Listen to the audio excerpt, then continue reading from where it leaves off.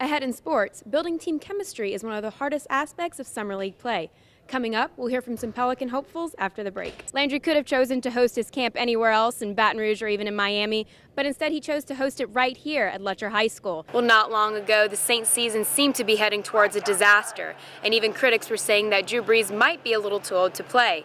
But today marked the third victory for the Saints, and Drew Brees threw for over 500 yards and 7 touchdowns. Fans who regularly attend Central Private's pep rallies usually expect to see a dancing performance by the Dixie Darlings. But little did they know they were about to witness an interesting twist. Today, the Pelicans introduced their new head coach, Alvin Gentry, and even though he just won an NBA championship with the Golden State Warriors, Gentry said he's excited and anxious to get the ball rolling here in the Crescent City. You can't deny that a high school homecoming is one of the biggest events of the school year. And for the Springfield Bulldogs, they take homecoming festivities to a whole new level. We're at a Springfield bonfire. It's a pep rally for our school, and we have our whole community here supporting our Bulldogs for our big game on Friday. Over 100 people attended the bonfire Thursday night to support the football team. There were plenty of good eats, music to dance to, and even officials to ensure safety. This really gets us hyped for tomorrow's night's game. It gets our football players pumped up. The night began with performances from both the dance team and the cheerleaders, and also the presenting of the homecoming court. Then, the moment everyone was waiting for. Ladies and gentlemen, it's that time. The lighting of the bonfire, followed by dazzling fireworks.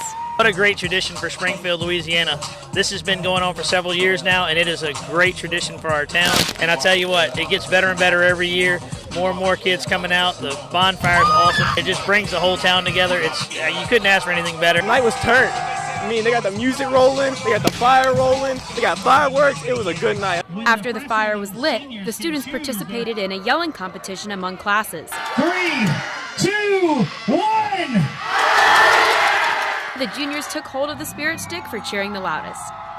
Not every high school is able to host a bonfire in someone's front yard and invite the whole town to join, but Springfield is able to make it happen thanks to the intimacy of their community. I do think that we're closer than other schools because we have a small town feel, and I feel like you can only get in certain places. Our community is so tight-knit, and we're such a big family that it's incredible. This type of high school bonding is something the students said they will miss after graduation.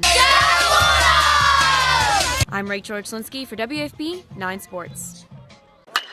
After an early exit from the College World Series, LSU is in need of some offense from a few young players. I think they're both going to be in the starting lineup on opening night, and we're going to count heavily on both of them.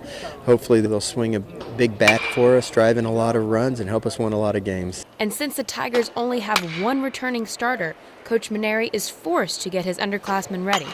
So, is the pressure on for the Jordan brothers? I feel like there's no pressure at all. Basically, you got to come out here and play your game. First thing I do every day is I go to the outfield, take some live cuts, and then I come in and hit. I'm working on staying down the ball. Maneri said Bo is projected to be the starting left fielder while Bryce will be the designated hitter. But is he going to forget who is who on opening day? I get him confused every day. Hey, I mean, I've only been with him for a year and a half, so how can you expect me to be able to tell the difference? He does have one trick. We gave 24 to Bo, so I remember Tufo is Bo. People were like, yeah, I wish I had a 21. For real. Like, Sometimes. You have no idea. The Jordan brothers said their relationship is just like any other typical siblings, both full of love and arguments. But they did mention that what makes their bond oh so special is their twin telepathy. When we're just sitting down and we look at each other, we just start laughing because we knew what we were laughing at. I can't explain it. It's just weird. It's pretty cool to see. You could tell they're really tight. They pull for each other every day. We coach each other on some things. We've just done it our whole lives. And I've seen his swing more than anybody. So if something's wrong with his swing, I'll be like, hey, stay through the ball, something like that. But at the end of the day, on or off the field, they'll always have each other. Hello. For Tiger TV, I'm Rachel Richlinski. This is 9 Sports with the WAFB Sports Team. LSU softball has only been shut out 3 times this season, but a Tiger Park record crowd of more than 3,200 witnessed that happening in back-to-back contests during yesterday's doubleheader. And it didn't get much better for today. The Lady Tigers failed to plate any runs against top-ranked Florida's pitching staff, causing head coach Beth Trina to shake up the lineup with senior Bianca Bell batting at the top of the order for the first time in her career. Bell had a batting average of .484, 1 home run, and 10 RBI versus the Gators. Today, scoreless in the top of the third. Bases loaded for Amanda Lawrence, who is 3 for 3 on the day. She gets it to drop in left and a play at the plate, and Christy Merritt is safe. Puts Florida 2-0 after 3. The Gators seem to have success in odd numbers of innings in this game. Top of the fifth, Merritt's going to lay down a nice bunt, and that'll force Allie Wall-Jasper to make a routine throw to first, and then another play at the plate, and the throw is just not there in time. 4-0 for the Gators. Now to the bottom of the fifth, Tigers are going to score their first run of the weekend by way of Amber Surratt, who singles, and a Gators error at second. But the miscue makes it a 3-run ball game. LSU didn't score a single earned run over the weekend. LSU closes the gap a little more in the bottom of the sixth with Sandra Simmons with an RBI single. Cuts it to a 2-run game, but that's as close as the Tigers would get on the day. Lady Tigers were swept for the first time this season. Pitcher Carly Hoover suffered her 3rd loss of the season.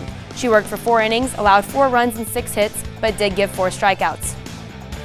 After a shaky start to the season, head coach Roger Cador and the Southern Jags have been able to right the ship, despite Friday's loss that snapped their longest winning streak of the season.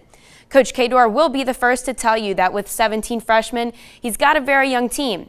And with young teams, sometimes offense is the first to go. But that's not the case on the Bluff this year. 3 times this season, they've scored 8 or more runs and still come out on the losing end.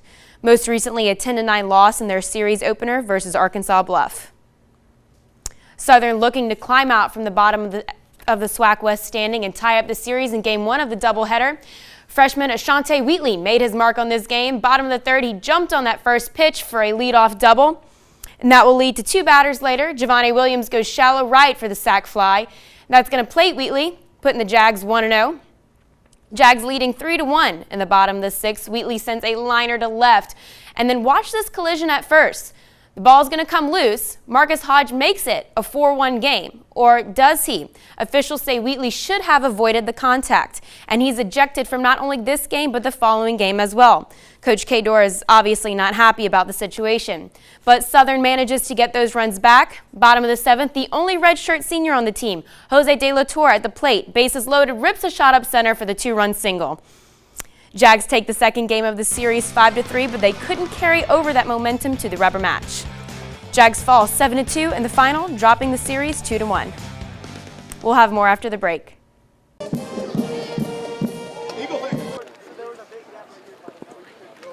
That's a pick! Let's go, baby! Let's go! Let's go!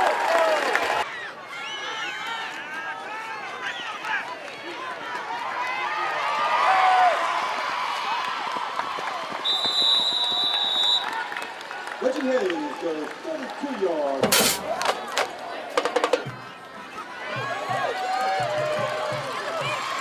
Come on, Daddy!